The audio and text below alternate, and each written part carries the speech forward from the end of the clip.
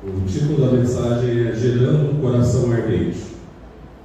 O texto base que nós vamos usar é Lucas 24, de 13 a 35.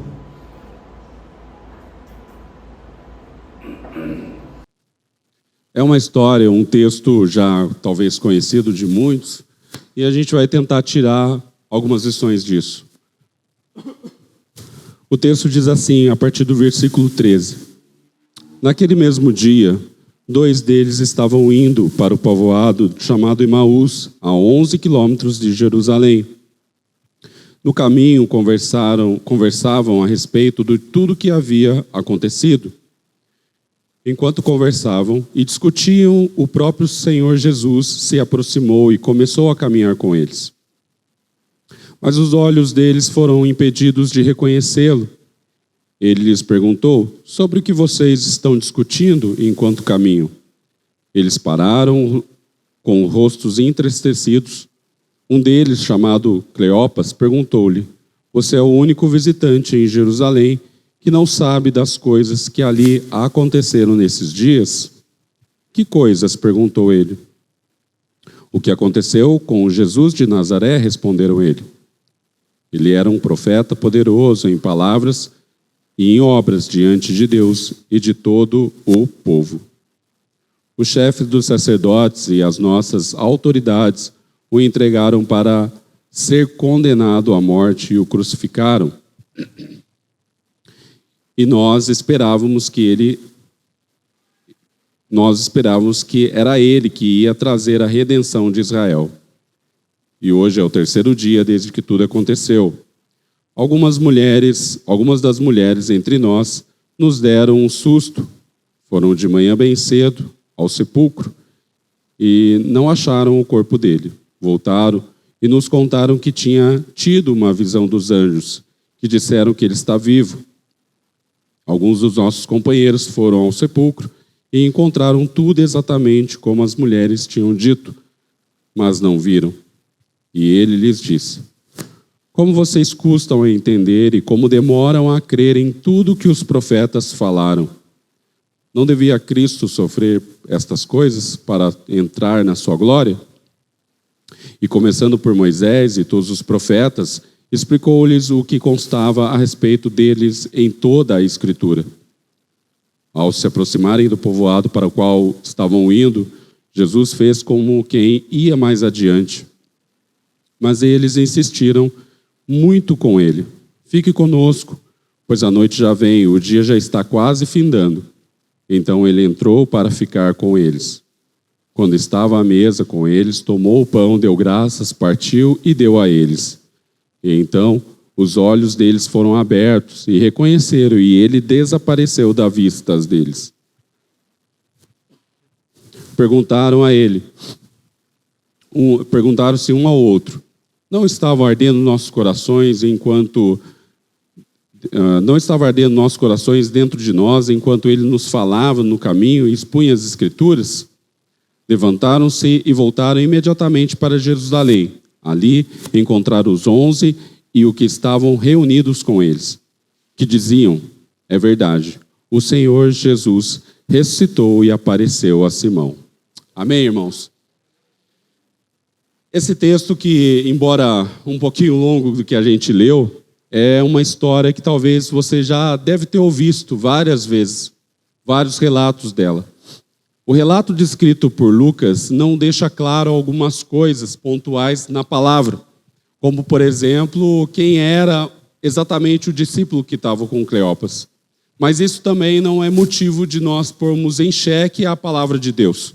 A caminhada nessa vida terrena que vivemos, por vezes, nos leva a transicionar de sentimentos, ora por momentos de alegria, ora por momentos de grande expectativa, por incertezas, por medo, por dúvidas do futuro, por frustrações, que talvez algumas criadas por nós mesmos, mas muitas delas advindas do mundo que vivemos.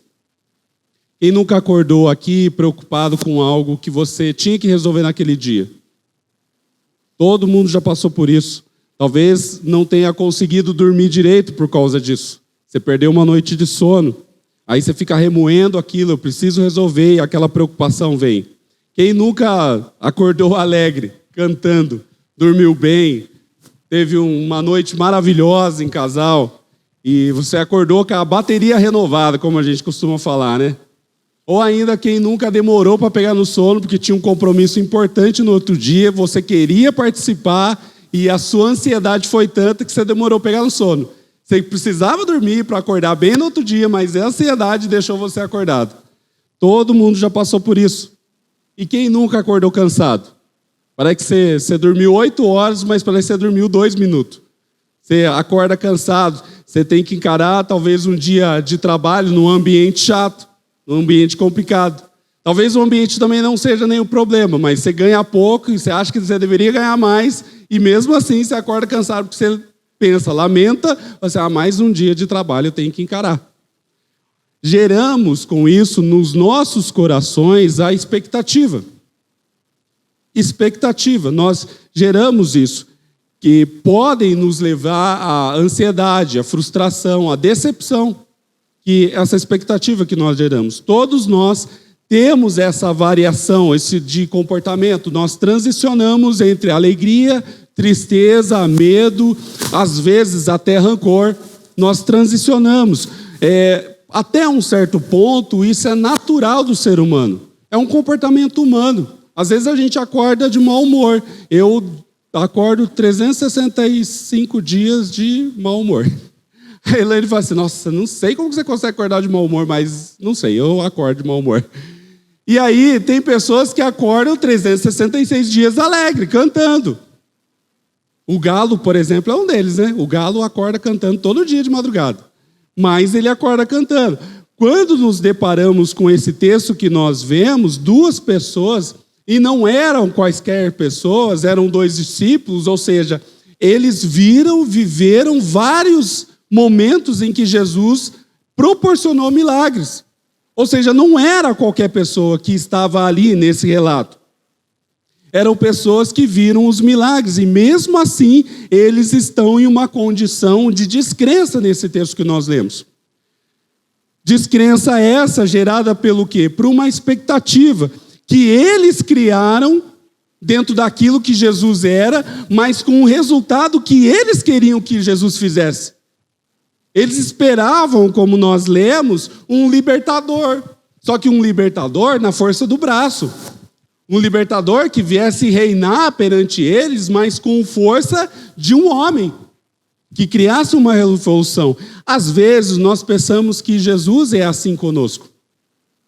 Porque ele não deu o que eu pedi, aí eu pego as minhas coisas e saio de cena.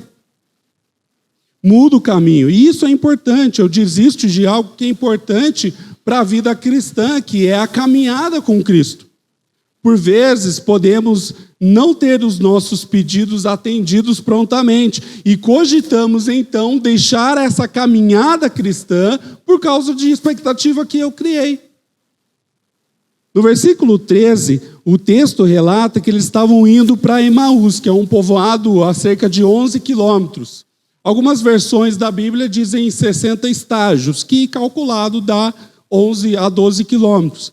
Agora, reflete comigo, é uma distância considerável, não é? 11 quilômetros, é uma caminhadinha boa.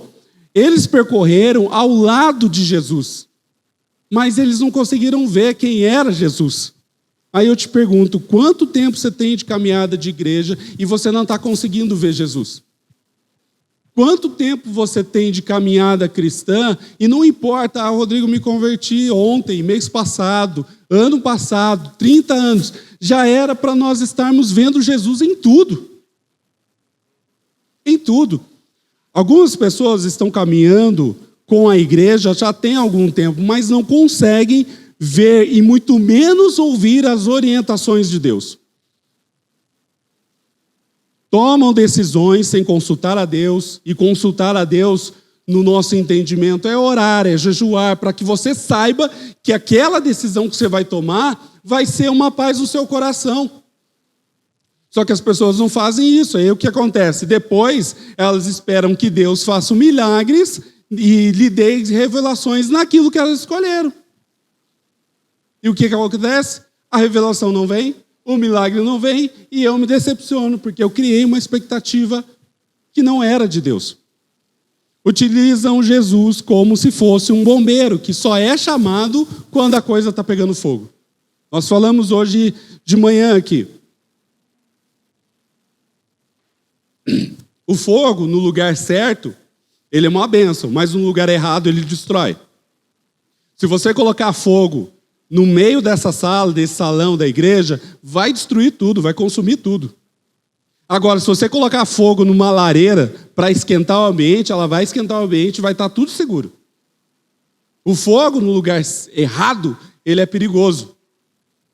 Mas não é porque ele ainda não respondeu do jeito que eu quero, que ele não está falando com você.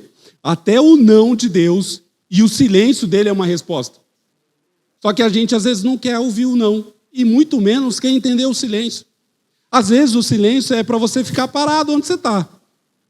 Não é para você tomar uma decisão ainda. É para você ficar onde você está. Porque talvez você não esteja pronto para dar esse passo que talvez você está querendo. O silêncio e o não de Deus também é uma resposta. O que eu e você precisamos fazer é não desistir do caminho. É não desistir do caminho. O relato de Lucas, é claro, ele diz assim, 2 deles estavam indo para um povoado. Eles deixaram o cenário de Jerusalém e tudo que tinha acontecido para ir tentar uma nova vida, buscar novos horizontes. Afinal, Jesus, na visão deles, não tinha feito naquele momento, não era o que eles esperavam. A gente, às vezes, cria expectativa de Jesus que não é a que Jesus quer para nós. A gente, às vezes, coloca Jesus numa caixinha e diz assim, ó, Jesus, você vai fazer isso que eu estou pedindo, né? Só que nós esquecemos que a nossa vontade não deve ser superior à vontade do reino. Não deve ser superior a ele. Eles esperavam o quê? Um Jesus revolucionário, alguém que iria mudar a realidade deles, mas da maneira que eles haviam criado expectativa. Eles imaginavam, com base nas escrituras que eles tinham, que o Salvador, o Redentor, era uma pessoa que viria na força do braço, que viria para, como eles conheciam na época, como um soldado, que viria matar para poder organizar toda a situação do reino. Para eles, na mente deles, o reinado era o quê? Um rei mesmo, sentado ao trono, como eles conheciam. Só que não era isso que Jesus estava mostrando para eles. O ser humano, nós, somos especialistas em desistir do caminho. Porque as coisas não saíram conforme a gente quer. Muitos crentes adultos estão agindo como crianças e desistem porque, como dizem por aí, era só de glória em glória. E como diz o pastor lá, né? Não é só de glória em glória. Mentira para você. Você vai ter tribulação, só que nesse momento da tribulação que acontece, a minha expectativa com o que eu entendia de Jesus, ela é frustrada. E aí eu saio do caminho. É por desistir de caminhos que casamentos acabam, famílias são destruídas e vidas são ceifadas. É por desistir do caminho. O fato é que, haja o que houver, seja como for, precisamos continuar no caminho e gerar em nosso coração um coração ardente nosso. E aí, para gerar então um coração ardente, precisamos aprender a então, primeiro, ouvir a Jesus enquanto caminhamos. Versículo 15, ele diz assim, enquanto conversavam, discutiam, o próprio Jesus se aproximou e começou a caminhar com eles. Se você parar para pensar, existem 2 coisas que impedem a nós de ouvir Jesus enquanto caminhamos nessa vida terrena. Enquanto caminhamos nessa terra. Existem barulhos, ambientes que nos não deixam a gente ouvir a voz de Deus. E muitas das vezes esses ambientes são criados aonde? Na nossa própria mente. Esses barulhos que eu me refiro aqui são vozes que você está dando mais ouvido para o que Jesus está falando. São coisas que faz com que a gente não ouça a voz de Deus, ou nós mesmos não damos esse privilégio de silenciar o nosso coração, de acalmar a poeira do nosso coração, do nosso entendimento, e ouvir a Jesus. Por vezes nós damos mais ouvidos ao que os outros dizem a respeito do que o que Jesus está falando. A gente acha e age, talvez, como quem vai num médico, né? A pessoa vai fazer uma cirurgia e o médico, o cirúrgico fala assim, não, você, por enquanto você não pode fazer não, você tem que mudar a alimentação, baixar a pressão, tem que perder uns quilinhos aí para você poder fazer essa cirurgia. É aí que a pessoa faz, não, eu quero fazer, vou buscar outra opinião. E tem gente que faz isso com Jesus. Jesus fala não ou fica em silêncio, aí o que ele faz? Não, vou buscar outra opinião. Certa vez lá no nosso grupo de célula, há alguns anos atrás, nós tínhamos um casal um tanto tribulado, e aí, num momento de briga deles lá, ele foi até em casa, o rapaz foi até em casa, perguntando o que ele tinha que fazer e tal. Eu falei, irmão, continua, cara, você não pode se desistir do seu casamento e tal. Aí o que ele falou? Cara, eu vou buscar outra opinião. Irmão, se tem algo que você tem que prestar atenção é nas pessoas experientes. Não na pessoa que teve 40, 30 casamentos. Não, porque para mim a experiência é um casamento só. Eu tenho que buscar informação, inspiração com quem teve isso, porque é difícil. Não é uma vida fácil. É uma vida complicada. Só que eu também não posso ir naquele... eu acho que é o Fábio Júnior, né? Que teve 7 casamentos. O que ele pode me ensinar de 7 casamentos? Todos eles deram errado. Todos eles deram errado. Eu vou com quem deu certo. Agora, tem gente que dá mais ouvido a isso do que buscar o entendimento de Deus. Tomamos decisões impulsivas apenas para tomar partido de algo e mostrar que, eu me posicionei. Mas não é a posição que Jesus quer. Durante a nossa caminhada, pessoas irão cruzar nosso caminho. E elas servirão, em alguns momentos, para nos afiar, que são aquelas pessoas de convívio difícil. Todos nós temos, seja na família, no trabalho, numa vida, num bairro, na rua, na sua vizinhança. Todo mundo tem uma pessoa difícil de convívio. Quem não tem aqui, me mostra quem é a sua família, porque eu quero entrar nela, para estragar ela, porque daí eu vou ser a pessoa difícil. Mas todo mundo tem. Todo mundo tem essas pessoas difíceis. E elas servem para quê? Para nos afiar, para nos tornar mais pessoas puras e sãs diante do que Jesus fala. Não estou dizendo que é fácil. Mas em Cristo é possível. É possível.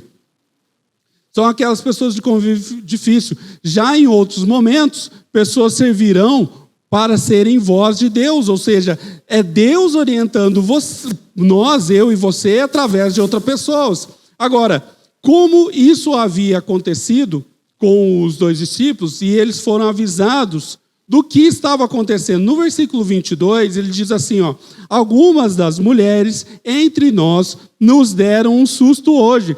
Foram de manhã bem cedo ao sepulcro e não acharam o corpo dele. Veja que o contexto desse texto é o seguinte: eles estavam em Jerusalém, eles haviam acabado de presenciar a crucificação de Cristo, eles haviam recebido a notícia de que Jesus havia ressuscitado, e mesmo assim, o que eles fazem? Eles pegam o caminho em direção a Emaús. Ou seja, eles não dão ouvido ao que as pessoas estão dizendo e não estão dando ouvido ao que os outros estão vendo também. Deus estava falando com eles, só que mesmo assim, eles tomaram o caminho em direção a outro lugar.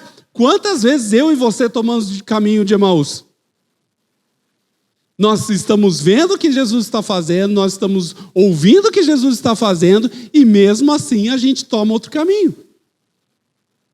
Ou seja, Deus estava usando aquelas mulheres para orientar a eles e mesmo assim eles não deram ouvidos. O que Deus tem falado para você e você tem negligenciado. que Deus tem falado para você e que você não tem dado ouvidos a Ele? Isso é um gancho para nós apontarmos aqui o segundo tópico. Para gerar um coração ardente, precisamos aprender então a ter mais fé do que expectativa. Versículo 20 e 21 diz assim: os chefes dos sacerdotes e as autoridades entregaram para ser condenado à morte, o crucificaram, e nós esperávamos que ele ia trazer a redenção de Israel. E hoje é o terceiro dia desde que tudo isso aconteceu. Criar expectativas em si próprio, em si mesmo, nas coisas, não é de todo errado. Você quer ver só? Você entra na faculdade ou numa escola, a sua expectativa é o quê? Terminar os estudos e se formar. Amém? Você entra, por exemplo, num emprego novo, ou você está trabalhando, você busca e cria a expectativa de ter um salário melhor, de buscar um cargo melhor. Quando nós casamos, a expectativa é que nós possamos viver com o cônjuge até que a morte o separe. E até lá, você cria família, você cria filhos, até pet você cria e assim vai. Mas o que acontece é que a expectativa no final é que você vá até o final. Amém?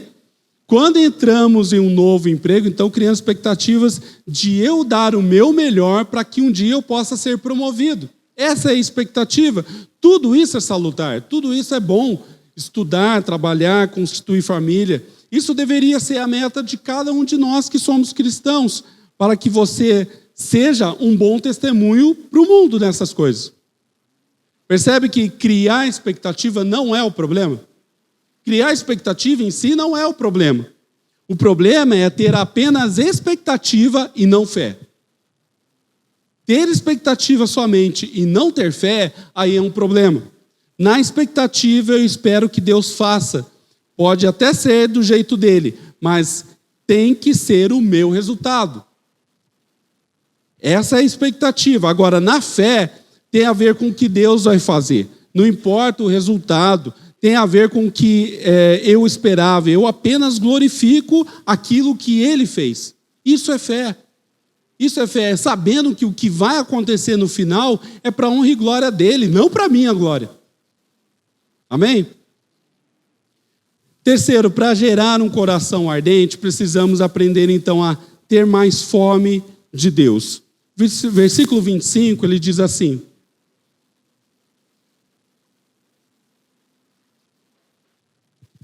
e ele lhes disse: como vocês custam a entender, como demoram a crer em tudo que os profetas falaram? Não devia o Cristo sofrer essas coisas para entrar na sua glória? Eu fico imaginando Jesus falando isso aqui, não com um tom de aconselhamento, mas com um tom de confronto. Porque algumas versões ele traz duas palavrinhas diferentes do que a gente leu nessa versão. Ele diz que aparecem as palavras nécio e tardos. No dicionário Strong, a palavra nécio do grego é anoeto, que significa insensato e tolo. Agora, o tardos em grego é brados, que o seu significado é estúpido e lento. Então, traduzindo para a versão Rodrigo Teles na NVI, NTLH, ele dizia assim, vocês são devagar mesmo, hein? Vocês são devagar mesmo. Eu acabei de ser crucificado, vocês viram que as mulheres relataram ao meu respeito, eu expus para você as escrituras do que havia acontecido e que deveria acontecer, e mesmo assim vocês não creram, vocês são tolos, hein? Vocês são estúpidos. É assim que Jesus devia estar falando. Só existe um lugar que você vai sentir mais fome de Deus e se alimentar de verdade, é com a palavra de Deus. Não tem outro lugar. Não tem profeta que vai colocar a mão na sua cabeça, que vai falar assim, seja alimentado agora em nome de Jesus. Não tem, gente. A verdade é essa. Existem vários profetas por aí que dizem serem de Deus, e eu aconselho você a abrir os olhos para isso, que nem todo profeta é de Deus. Mas a verdade é que a palavra, ela liberta. A palavra, ela pode até doer, mas ela cura. A palavra, ela pode até ser um fardo, mas ela liberta. Ela vai te libertar. Precisamos identificar, então, o que nos tira a fome de Deus. Eu creio que existem várias coisas que vai tirar a sua fome de Deus, mas eu quero pontuar duas aqui, que talvez sejam as essenciais. Primeiro é o pecado. Quando estamos doentes, por exemplo, com uma gripe, a primeira coisa que some é o quê? O apetite. Primeira coisa que some. E nossa vida cristã, o que é a doença ou a gripe? É o pecado. Segundo, as distrações. Imagina o seguinte cenário que eu vou expor para você aqui. Final de ano, você recebe o seu 13º salário, gordo, gigantesco. Amém? Você recebe aí ou não? Você recebe isso. E aí, nesse ano que você recebe isso, todas as suas contas estão pagas. Ou seja, aquele dinheiro é justamente para você desfrutar com a sua família. Amém? Aí você pega esse dinheiro, você vai até o centro da cidade. Você vai gastar, você vai comprar roupa, você vai comprar coisas para casa, você leva as crianças junto, tem que levar, né? Você sai de casa, chega lá no centro por volta das 11 horas. É um sábado bonito, de sol, bom para caminhar, cheio de gente, alegria, tá? As pessoas caminhando. E aí, seu filho, sua filha, ou a criança que está junto com você, solta aquela belíssima frase que todo pai e mãe adora: estou com fome. Sai de casa, eu estou com fome. Eu tinha uma pequenininha em casa, há uns 17 anos atrás, que ela entrava no carro, virava a esquina, já estou com fome. Dá vontade de ver a voltar, então come então, né? Vai ficar com fome dentro do carro? Então come. Mas a verdade é que nós, como pais, a gente acaba comprando um salgado, comprando alguma coisa ali. A gente acaba comprando. Aí você volta para casa, por volta de 12:30. Aí você pensa, vou preparar o almoço, né? Pergunto para você, essa criança vai querer comer? Vai querer comer. Não vai comer. O problema é que na nossa vida cristã, a gente está se alimentando de distrações. A gente se alimenta de uma coisa ou outra ali. E isso faz com que você perca a vontade de Deus. Você perca a fome de Deus. Você ouve uma mensagem belíssima no Instagram, no YouTube. Aí você pensa, eu devia fazer o meu devocional. Nossa, mas essa ministração foi tão boa, eu vou dormir.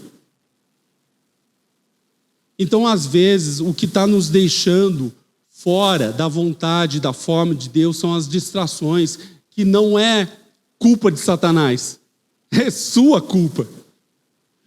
Porque a palavra de Deus diz para você buscar Ele, da onde? Na palavra dEle. É óbvio que vir na igreja, comungar com os irmãos, ter um momento, é belíssimo, isso também é parte. Só que durante a semana, durante o seu devocional durante a semana, você tem que ir para a palavra. Nós precisamos entender isso, e isso acontece também com a nossa caminhada. Talvez você precise se alimentar, deixar de se alimentar das distrações, que não necessariamente são pecados, mas são distrações, que nos levam a não ter fome de Deus. Então, só para concluir aqui, para gerar um coração ardente, nós precisamos, primeiro, ouvir a Jesus enquanto caminhamos, ter mais fé do que expectativa, ter mais fome de Deus. E isso vai gerar em nós um coração ardente, um coração cheio da vontade de buscar sempre mais a Jesus para mais perto. Antes de orar com você, para a gente encerrar esse tempo da exposição da palavra, a gente vai concluir essa mensagem com um louvor. Eu vou pedir para o nosso ministro de louvor subir aqui.